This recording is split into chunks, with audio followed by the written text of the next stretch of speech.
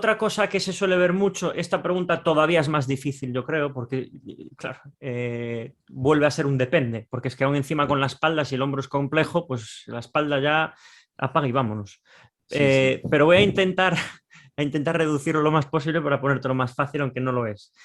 Muchas personas, yo creo que es la patología o la zona del cuerpo que más patologías tiene y que más gente aparece en los centros deportivos con ella, ¿no? Entonces, y aún encima la gente tampoco te sabe decir el diagnóstico claramente, pueden ser mil, ¿no? Me duele la espalda, vale, el médico me recomienda nadar o pilates. No sé nadar.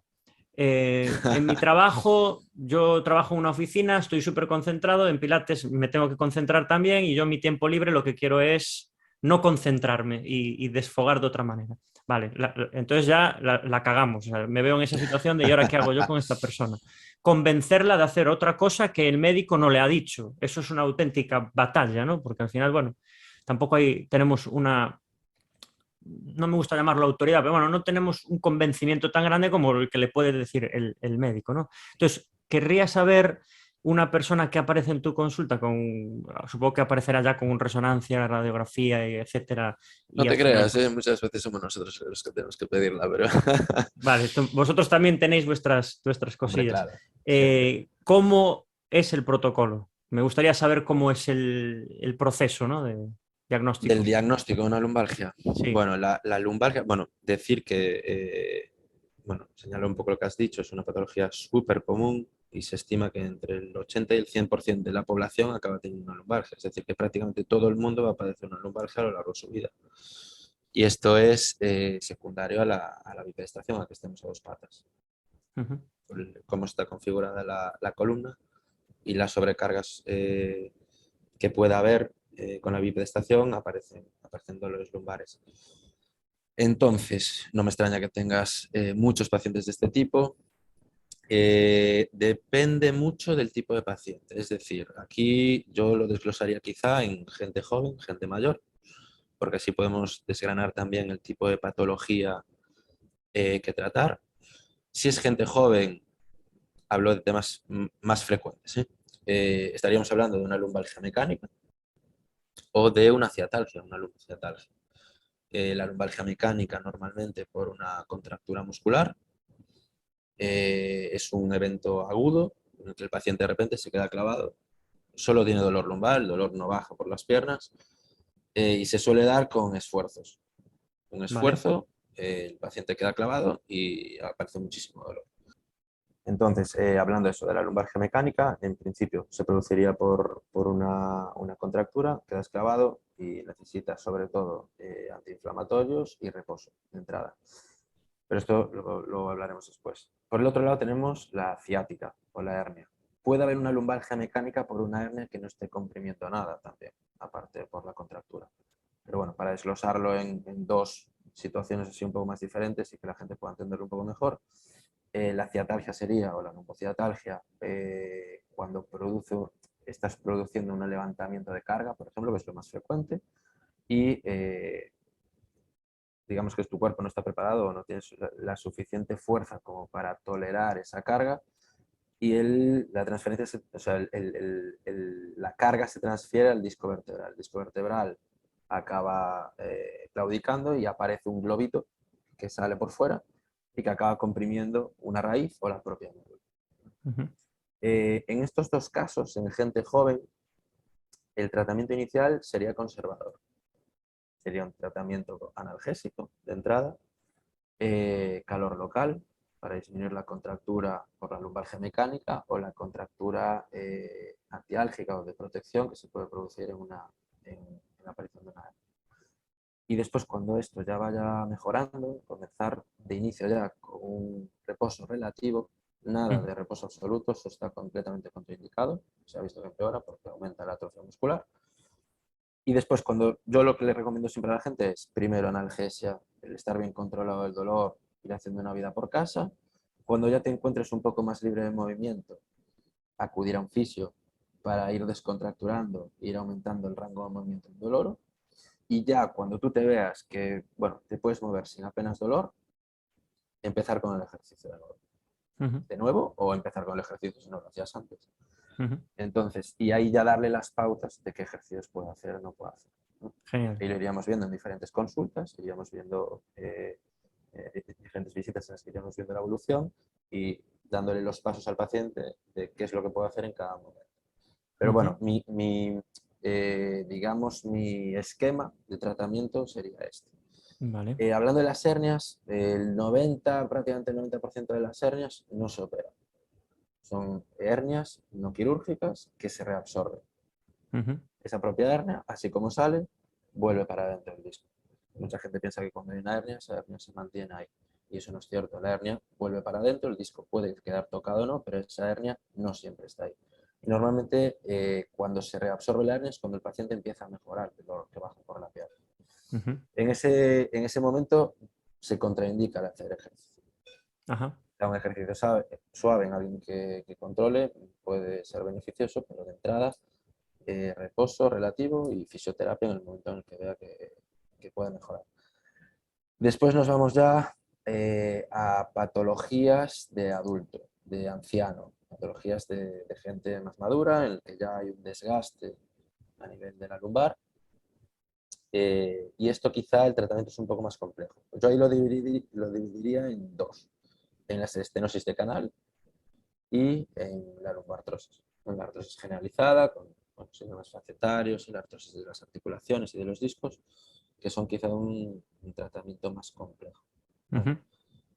Sí que es verdad que la estenosis de canal, que sería cuando el canal medular está, digamos, más cerrado de lo normal y Ajá. comprime la médula o Ajá. comprime una de las raíces, bien sea porque el disco, al perder altura y ensanchar con el paso del tiempo, es lo que se produce, y por detrás la articulación, ir desgastándose, ir ganando espacio, acaban comprimiendo por un lado y por el otro. Entonces, cuando nosotros nos estiramos y hacemos la bipedestación, digamos que comprimimos la parte de atrás de la columna y aparece ese estrechamiento. Ujú. Este tipo de patología, en grados leves y moderados, tiene una buena respuesta a la fisioterapia, Ujú. al tratamiento fisioterapéutico, al entreno también después, una vez no haya dolor, intentar compensar la musculatura, reforzarla, potenciarla, hacer una faja natural con los músculos oblicuos, con los músculos paravertebrales, para que toda la carga vaya por el músculo y no vaya por la columna. Como un ¿Vale? Y esto amortiguador, ¿no? La como un musculatura. amortiguador. Ujú. Más que nada, al final lo que te das cuenta es que cuando alguien hace ejercicio, después acaba acomodando el solo. O sea, si tú estás acostumbrado a hacer ejercicio, ya tienes eso, pues lo que hablábamos antes, una conciencia corporal, todo el mundo acaba claudicando cuando se sienta, pero en algún momento vuelves a retomar la postura en la que estás bien y que además es la correcta. Ujú. Cuando hablamos de la lumbartrosis, el desgaste de las articulaciones, el desgaste de la columna lumbar, eso ya es un poco más complejo. Ahí ya entraríamos quizá en ámbitos de cirugía, el dolor, cosas más difíciles de tratar, con dolores crónicos, pacientes un poco más complejos, y, Ujú. pues, que también influyen mucho a nivel mental, y cómo Ya. están psíquicamente y demás. Vale. Es decir, que me ha gustado, has lanzado aquí varios mensajes que a lo mejor la gente, pues, que le dé gran importancia, porque uno de ellos, que me parece increíble, es que hay personas que les diagnostican una hernia y se sienten enfermos y que ya están esclavos de esa hernia de por vida, y tú has dicho que tranquilos, que las hernias pueden reabsorberse en su gran mayoría y y que no hay grandes problemáticas con las hernias, a no ser que haya compresión medular o nerviosa, que ahí a lo mejor es un poco más complejo, pero que en principio no es problemático tener hernias, ¿no? Efectivamente. Y luego hay otra cosa que es, esto me gustaría también preguntarte, porque eh, cuando ya se producen, por ejemplo, osteofitos o cuando ya hay una estenosis o cuando hay una artrosis en las vértebras, ¿esto tú lo consideras problemático o crees que es posible mediante unos buenos hábitos saludables y tanto de alimentación, de descanso, gestión emocional y ejercicio? ¿Crees que eso puede ayudar a controlar esa degeneración facetaria, por ejemplo? Hombre, sin duda, todo eso, lo ideal sería no llegar a ese grado de desgaste e implementar ese tipo de vida saludable antes, como para que no se produzca la lesión. Una lesión de este tipo, una vez se produce, ese tejido ya está tocado, ese tejido ya está degenerado y desgastado. Entonces es No muy es como un difícil disco que volver es atrás. un organismo más vivo, ¿no? El hueso es más Efectivamente. difícil revertir E su... incluso el disco, una vez tú tienes la hernia, sí que es para que se reabsorbe, pero el disco queda No es el tocado. Ese mismo. disco no va a tener la vitalidad que tenía antes, no va a tener la resistencia que tenía antes. Por eso es importante reforzar todo alrededor para protegerlo y que no siga sufriendo. Entonces, en el caso de los osteocitos, de la artrosis facetaria, en todos esos casos es interesante implementar un hábito de vida saludable para enlentecer la evolución. Pasa como con el ámbito rotador. Si tú haces un ejercicio de acondicionamiento de equilibrio, ese tendón no se va a seguir desgastando de la misma manera que lo está haciendo ahora. Con la columna pasa lo mismo.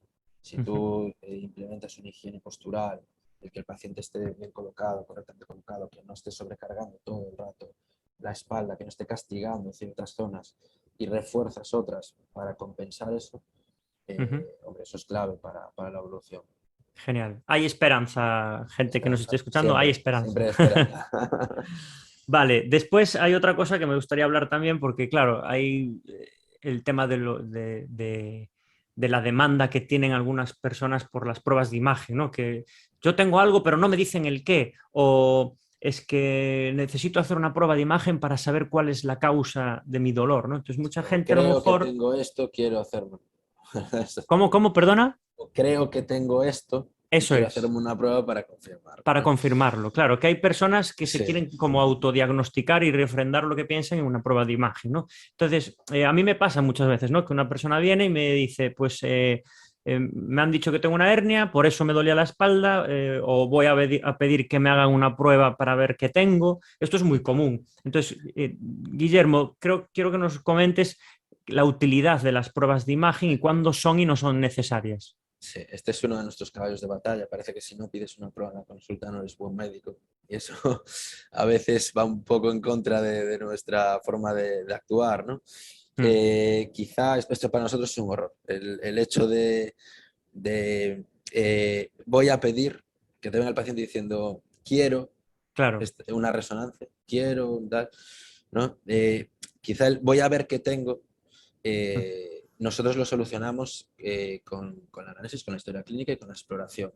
ujú, Con eso nosotros es con lo que obtenemos la mayor parte de la información, no con la resonancia. La resonancia la pedimos como apoyo. Las pruebas de imagen, la resonancia en este caso, pero pues un sí. TAC, una eco, una radiografía, están como apoyo o como confirmación de nuestro diagnóstico, pero no es la pieza clave. Digamos que nosotros con la exploración física llegamos a una conclusión. ¿Y cómo está el paciente para nosotros? Es lo fundamental. Tú puedes tener una radiografía o una rodilla destrozada y que el paciente prácticamente no tenga dolor.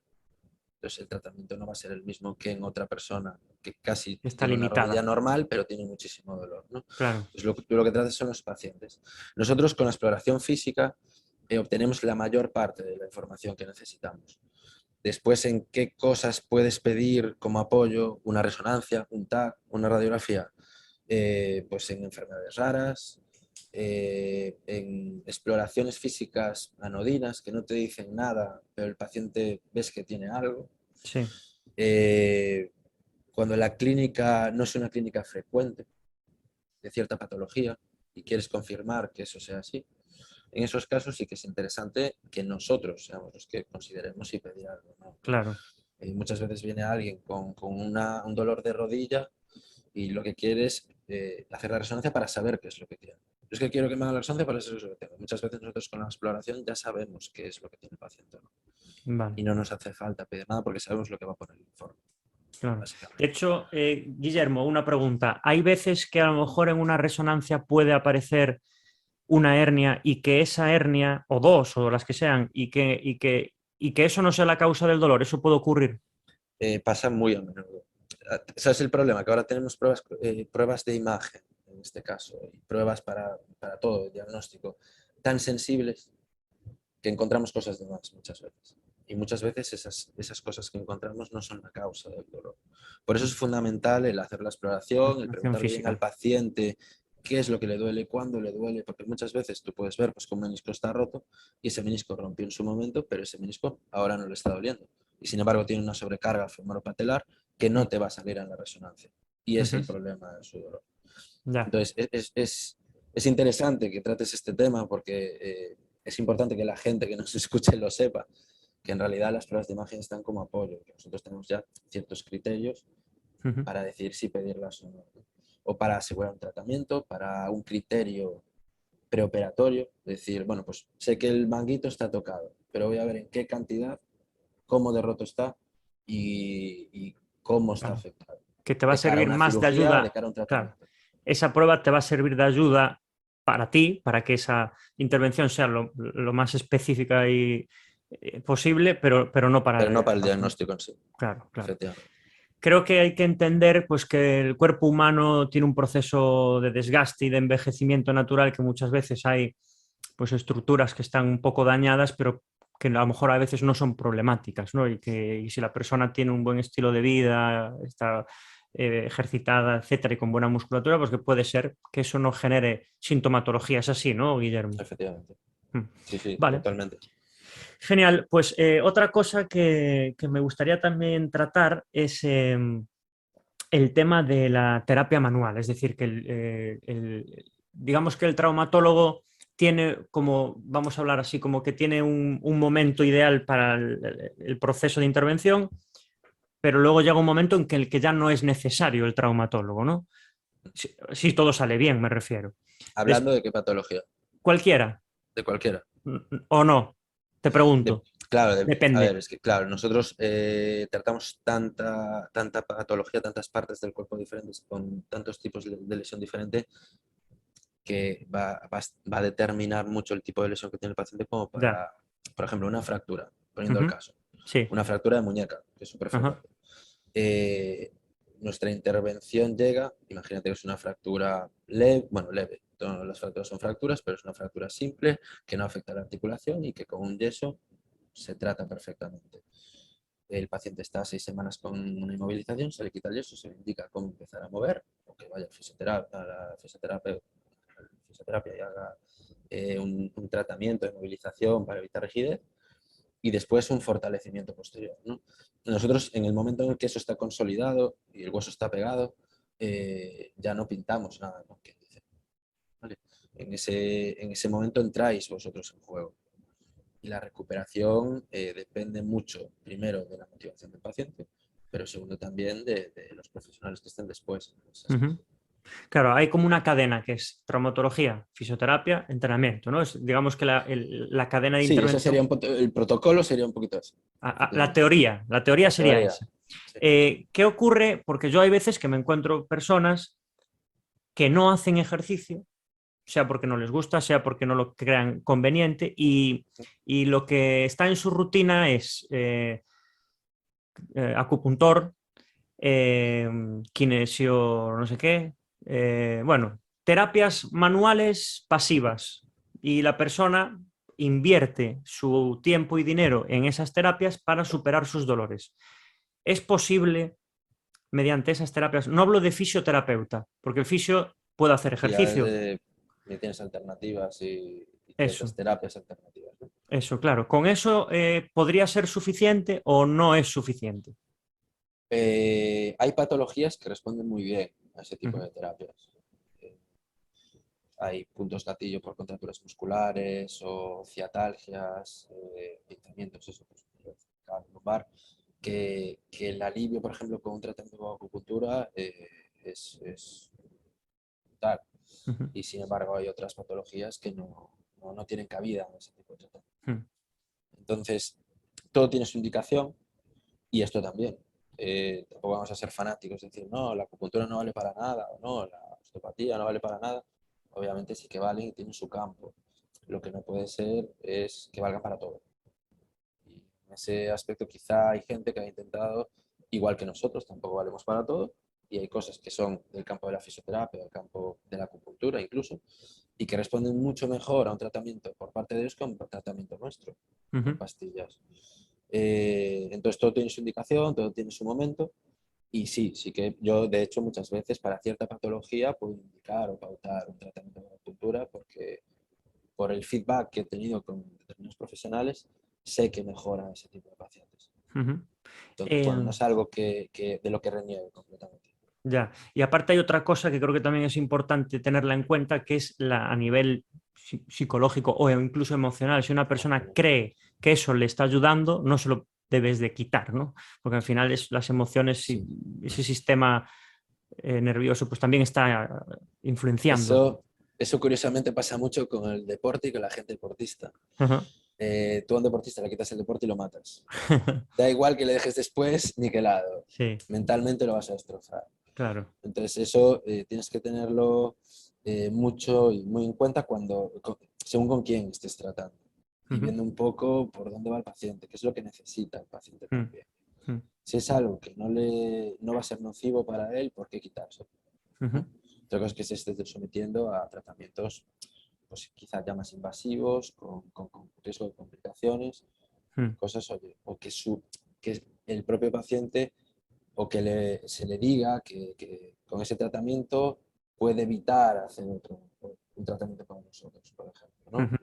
Se sabe que hay terapias alternativas por ahí, pues para cánceres y todo este horror, gente que trata con homeopatía y después el paciente pues acaba muriendo porque no ha hecho un tratamiento de quimioterapia. Entonces, si tú haces la quimio y además quieres hacer algo a mayores por tal, ningún problema. Ah, Y con nosotros pasa un poco lo mismo. Si ujú, tú quieres hacer un tratamiento que crees que te va bien o que ves que te va bien, ¿por qué quitarlo? claro. Ujú, Siempre y cuando hagas lo que hay que hacer, claro. Que no sea que esté contraindicado. indicado. Ujú. Eh, Te quiero hacer una pregunta técnica que me trae de cabeza, porque esto de que estamos hablando de las creencias personales, ¿no? De esto me viene bien porque yo salgo bien y me está viniendo bien. No lo toquemos, ¿no? Pero hay veces que los mensajes de algunos profesionales que lanzan a esas personas puede ser que generen también dependencia de sus tratamientos. Pero bueno, una de las frases que me trae loco y quiero que técnicamente nos respondas aquí a ver si podemos sacar conclusiones es la persona que te dice que fue al quiropráctico, que fue a un profesional, eh, a recolocar las vértebras porque se le descolocan. Bueno, yo me considero fanático de la recolocación porque sí que te produce un alivio. A ver, en realidad es un estímulo físico, como puede ser un masaje. Lo que buscas es el alivio de ciertas zonas que pueden estar sobrecargadas, ¿no? Y al final es como estallar los dedos, ¿no?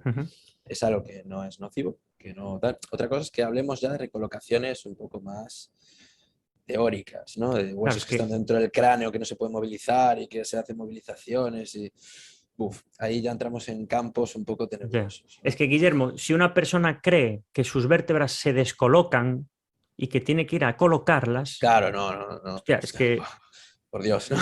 es que No, claro, a esa ver, cabeza eso no, eso es está... atroz.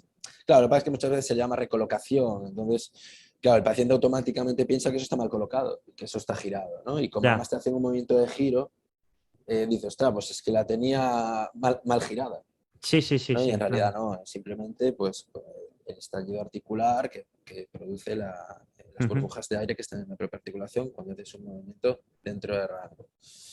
¿Qué pasa? Que esto sí que produce una respuesta por parte del sistema, bueno, sistema nervioso autónomo, de todo lo que es el sistema fascial, de digamos, la relajación muscular que presentas.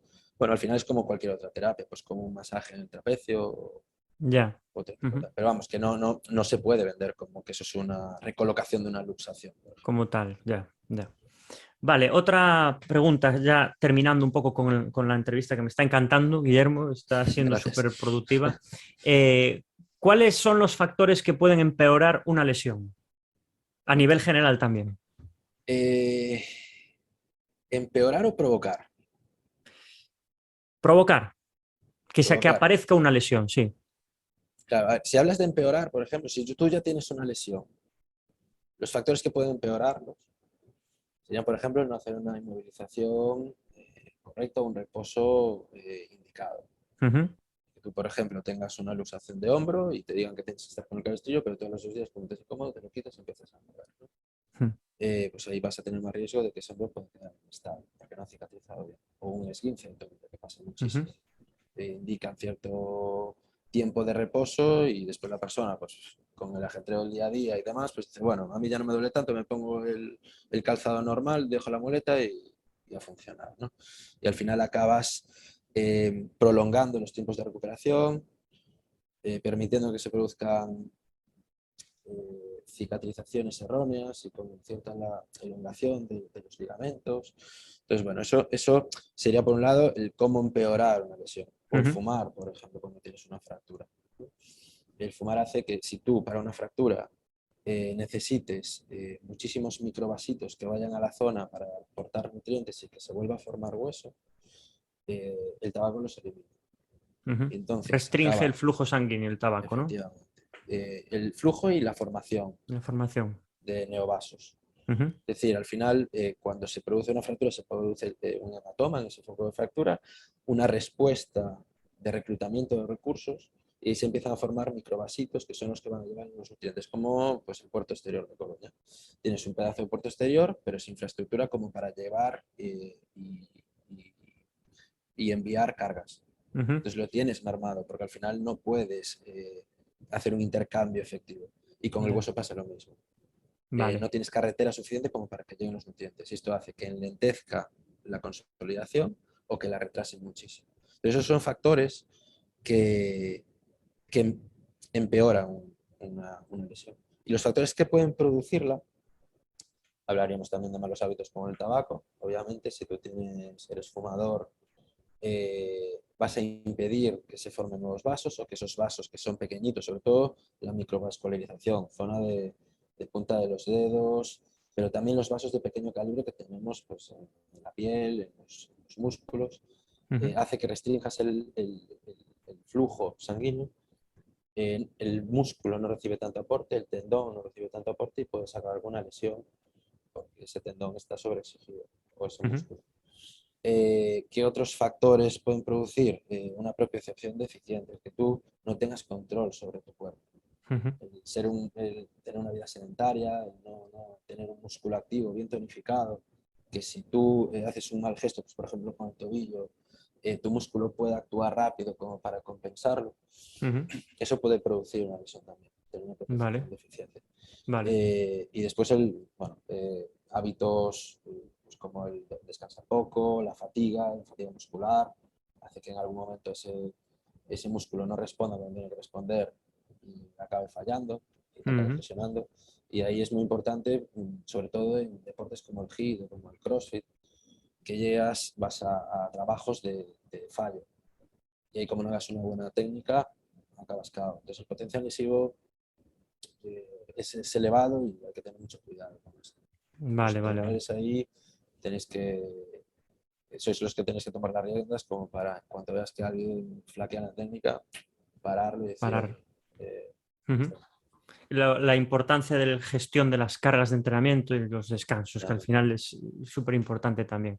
La clave. Guillermo, voy a compartir ahora con todos una cosa que una vez soñé.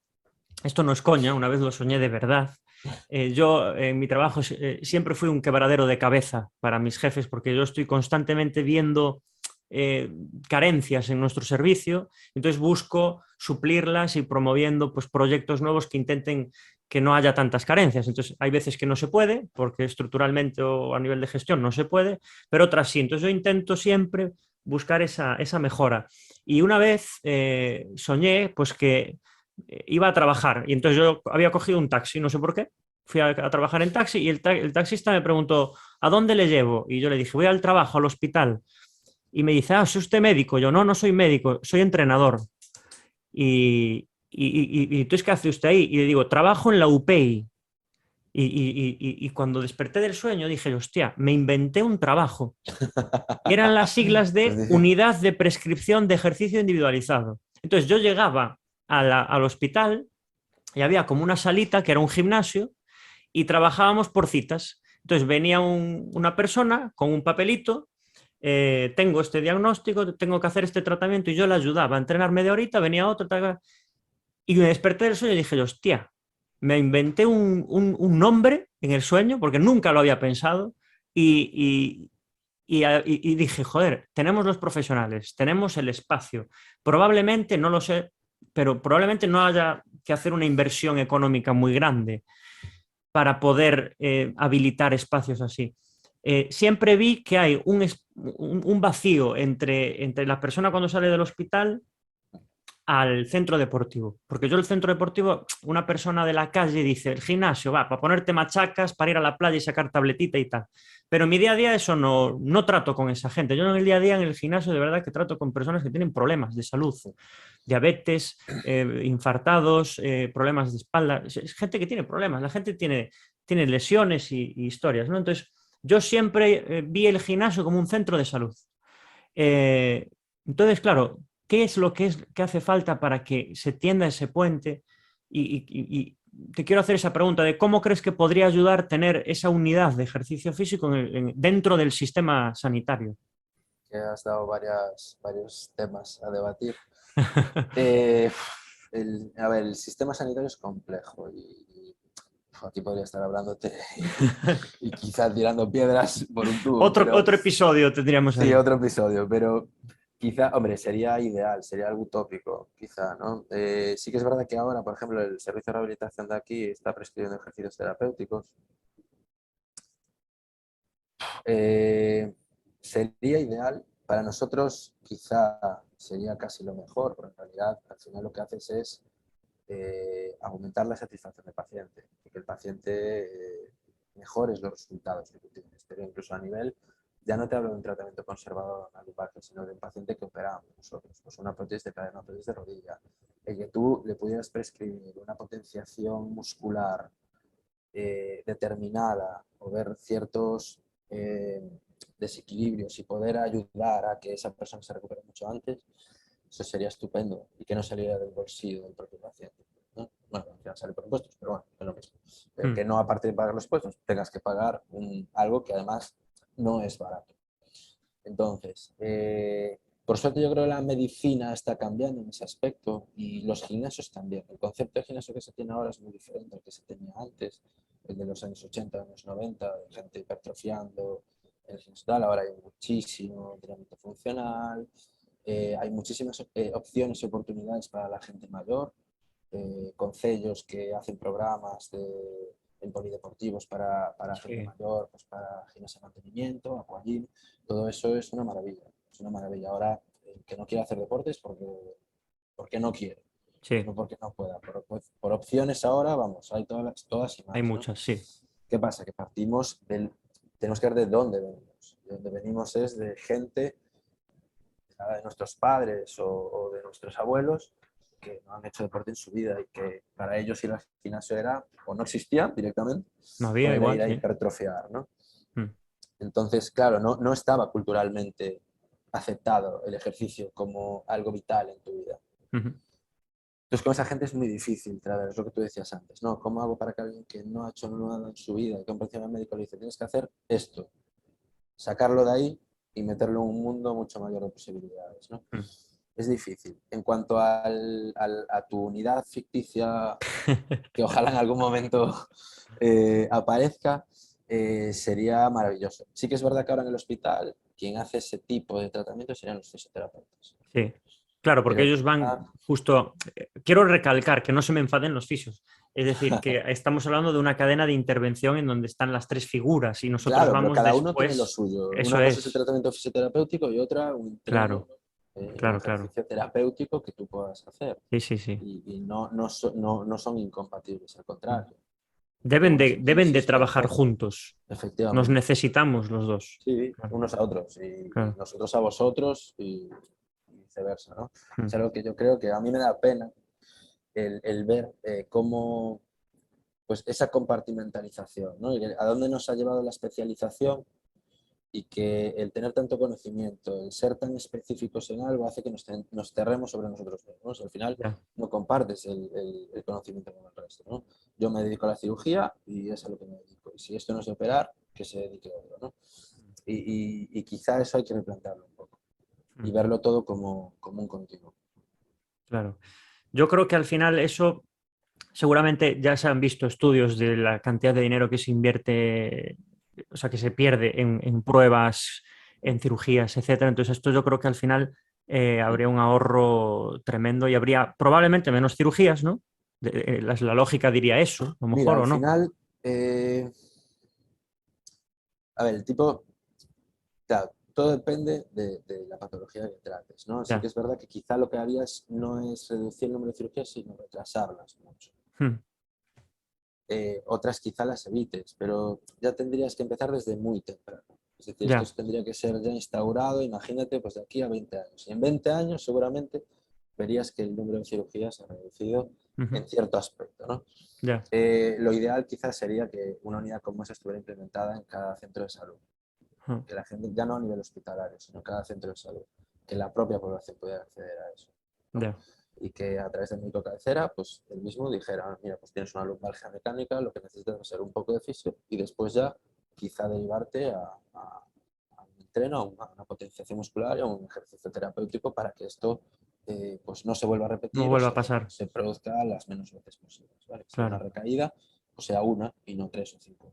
Ujú. Genial. Pues Guillermo, yo creo que podemos dar por concluida la entrevista del capítulo de hoy. Creo que ha sido súper completa y creo que has explicado con muchísima claridad todos estos conceptos que pueden ser un poco liosos a lo mejor para la gente que suele tener este tipo de lesiones. Pues yo creo que ha sido súper clara. Te voy a desear mucha suerte en tu nuevo proyecto de Alinea Muchas en esa gracias. clínica.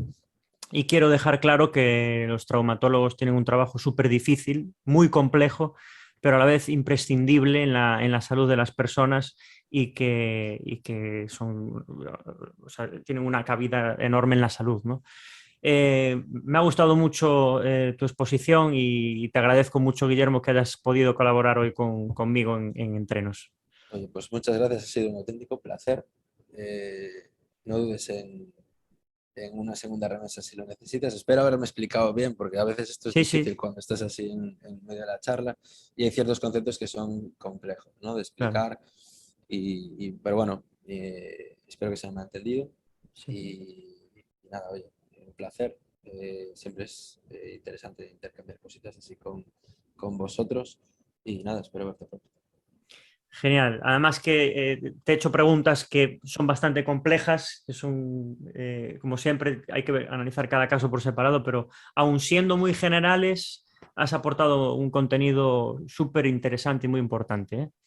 Pues muchas gracias, Guillermo. Gracias. Y a los demás, a todos los que nos estáis escuchando, os agradezco como siempre que estéis ahí. Os espero en un nuevo episodio de Entrenos. Un abrazo a todos.